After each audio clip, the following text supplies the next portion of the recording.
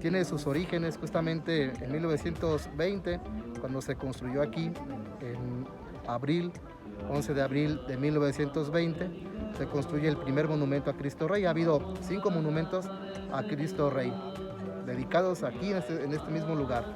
El segundo de ellos no se construyó, sin embargo se considera su existencia porque se colocó la primera piedra, y ese evento de la colocación de la primera piedra también de alguna manera marca el inicio de este lugar como un lugar sagrado, declarado ya como santuario votivo nacional.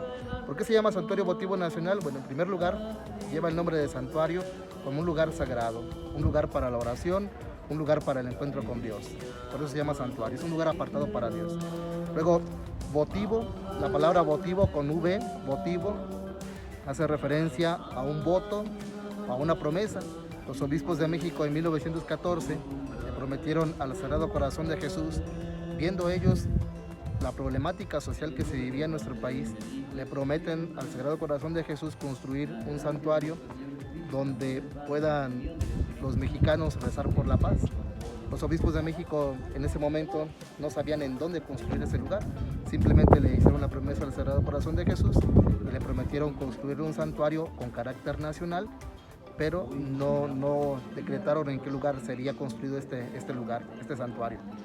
Por lo tanto, cuando el obispo de León, sexto obispo de León, muy famoso por cierto, filósofo y teólogo muy importante, Emeterio Valverde y Telles, él, teniendo un gran amor también a su comunidad, a su diócesis, la diócesis de León, que tiene varios municipios aquí en Guanajuato, él haciendo una visita a una ciudad que está aquí bajito, se llama Silao, Guanajuato, él haciendo una visita en 1919, contempla el cerro de El Cubilete, lo contempla así como estaba originalmente, sin el Cristo, y tiene el deseo de celebrar una misa en la cima de ese cerro, en la cima de este lugar. Wow. Y entonces lo que él hace es expresar ese deseo a unas personas que lo estaban acompañando. Entre ellos estaba ahí un padre religioso, carmelita, el padre Eleuterio de Santa María Ferrer, ese era su nombre, y lo acompañaban también algunos miembros de la adoración nocturna.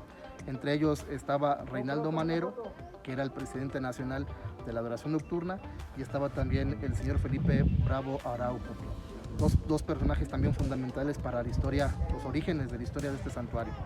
Ellos como miembros de la adoración nocturna, siendo personas comprometidas, de alguna manera le expresan también a sus compañeros, miembros de la adoración, que el obispo tiene el deseo de celebrar aquí en la cima, y eso hace que los señores se muevan para pedir permisos, solicitar y ver cómo se puede llevar a cabo este evento de una mejor manera, y ellos mismos son quienes quieren dejar un recuerdo en la cima de este cerro.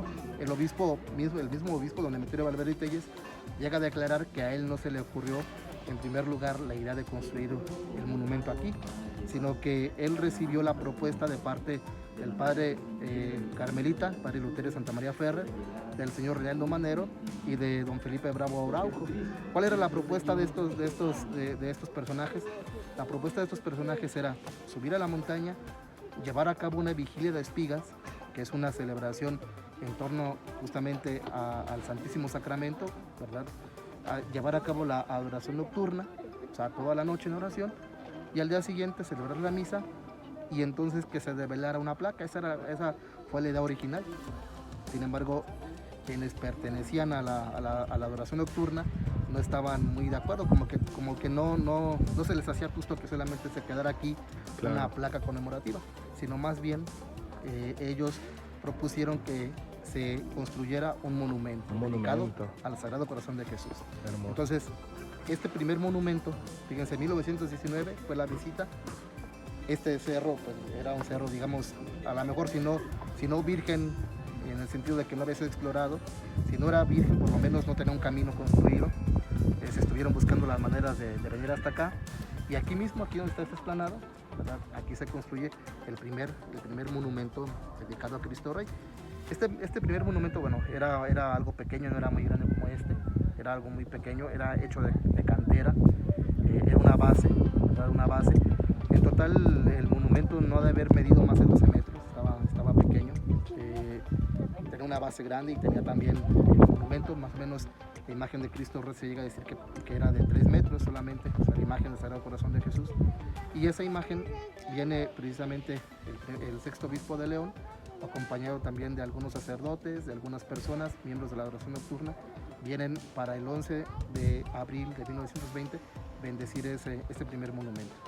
Esa obra fue declarada primero como una obra de carácter diocesano, no era de carácter nacional, claro, sino que simplemente se empezó haciendo algo diocesano, algo local. Algo local, claro. ¿Quién influyó pues para que este lugar fuera declarado nacional? Pues en primer lugar una vez más el padre Eleuterio de Santa María Ferrer, Sí. Los miembros de la adoración nocturna, o sea, don Reinaldo Manero, que era el presidente nacional de la adoración nocturna, y el señor Felipe Bravo Araujo, que era el presidente local de Silao, de la adoración nocturna. Entonces, ellos influyen justamente para que este lugar sea declarado como monumento nacional, pero para ello interviene también la figura de otro obispo que se llama Leopoldo Ruiz y Flores. Leopoldo Ruiz y Flores, cuando se da cuenta, él era un gran apasionado, también un gran devoto del Sagrado Corazón de Jesús. Cuando él se da cuenta que aquí en esta montaña se erigió un monumento al Sagrado Corazón de Jesús, él decide venir. Él era el arzobispo. Sí. Hay que tomar en cuenta que las diócesis, hay diócesis y hay arquidiócesis. Sí. La agrupación de una diócesis se llama provincia eclesiástica y la provincia tiene como representante a un arzobispo. El arzobispo de ese tiempo de la provincia a la que pertenece a León era justamente Morelia, y el arzobispo Leopoldo Ruiz y Flores decide organizar justamente una peregrinación para que venga y se haga presente aquí. Esta peregrinación consistía pues en los sacerdotes justamente de toda su provincia. Sí. Entonces, en octubre de 1920, él viene de don Leopoldo Ruiz y Flores a este lugar, junto con todos los sacerdotes, junto con los obispos de su provincia, celebra una misa aquí, y aquí se le hace la propuesta a él para que en una reunión que iban a tener los obispos en la Ciudad de México, Sí. para celebrar el 25 aniversario de la coronación pontificia de Nuestra Señora de Guadalupe, Sí. ¿verdad? De la imagen de Nuestra Señora de Guadalupe, a él le proponen que le diga a los obispos que declare el lugar nacional, Sí. santuario nacional.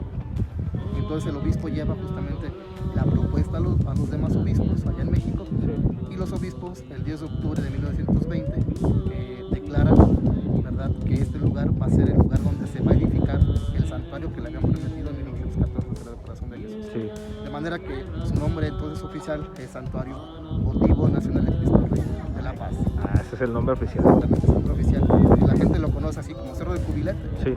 O quienes más cercanos, Montaña de Cristo Rey. Claro. Pero el nombre oficial es así, Santuario Votivo Nacional de Cristo Rey de la Paz. Ahora, para construir el segundo monumento, se hizo, bueno, después de esa reunión, se preparó una comisión de obispos, que era una comisión de obispos, era una comisión de obispos que de alguna manera ellos iban a encargar precisamente de llevar a cabo todos los preparativos para esta celebración. Aquí hay que tomar en cuenta uno de los aspectos que luego se nos escapa, es que ya en esa época, en 1920, pues tiene 3 años en vigor la Constitución Política de los Estados Unidos Mexicanos, que es la que nos rige actualmente, Sí. que es la Constitución del 17. Y esta Constitución tenía algunos artículos que de alguna u otra manera estaban atentando contra la libertad religiosa. Y entre ellos estaba un artículo que prohibía todo culto público, todo culto que no fuera precisamente dentro de los templos. Entonces, el obispo de León, sexto obispo de León, junto también con otros obispos, el obispo de Aguascalientes y el de Zacatecas, ellos comienzan a hacer todo el preparativo para este magno evento. Ellos pidieron los permisos al gobierno, el gobierno estatal de Guanajuato, piden los permisos para poder celebrar aquí una misa. Este lugar era un lugar privado, ¿verdad? Era un lugar privado, por lo tanto no era declarado como público. Sin embargo, ellos vinieron a este lugar, instalaron carpas precisamente para llevar a cabo la celebración. Esa celebración es una celebración muy importante. A esa celebración vinieron los obispos mexicanos, 13 obispos mexicanos, y allí venía justamente también el delegado apostólico, representante del Papa, a hacer esta celebración. ¿Cuál era la celebración? En el proyecto se consideró que el primer monumento era muy pequeño. Sí. Entonces los obispos dijeron, para el segundo monumento vamos a hacer otro más grande, otro más bonito, más grandioso, ¿sí?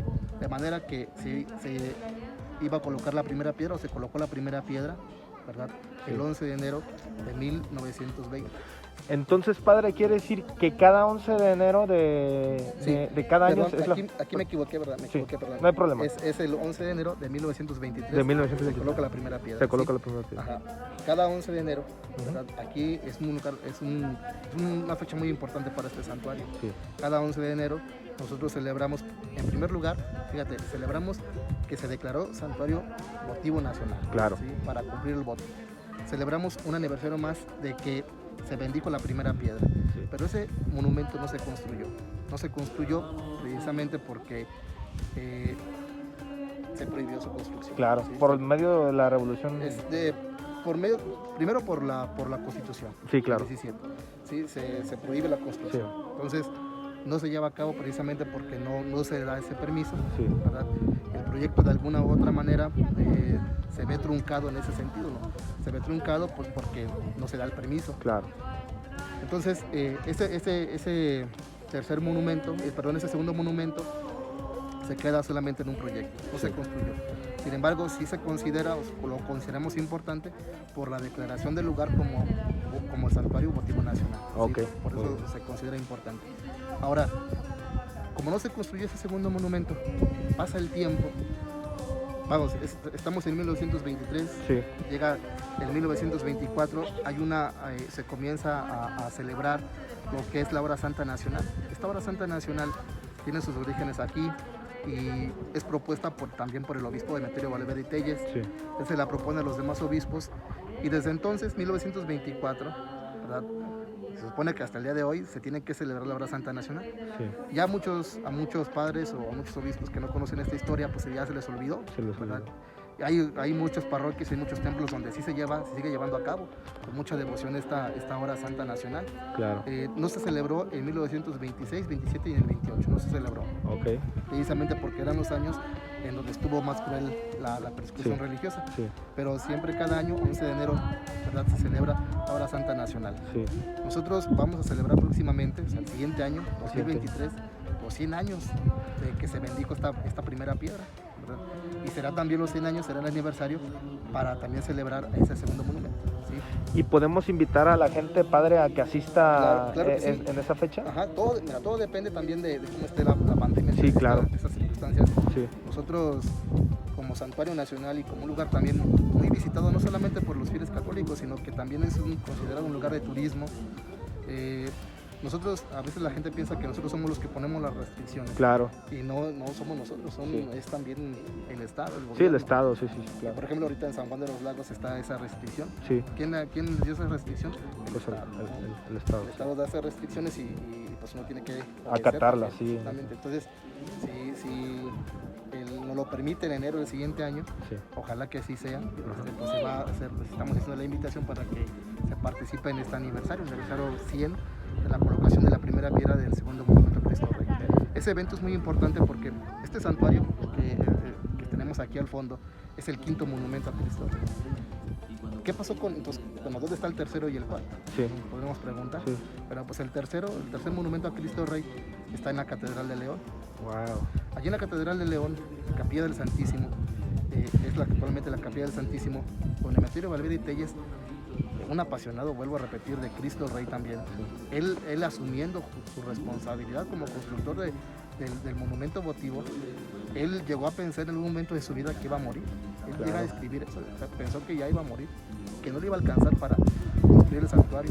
Y entonces decide clandestinamente, allá encerrado en su catedral, construir el santuario. ¿Sí?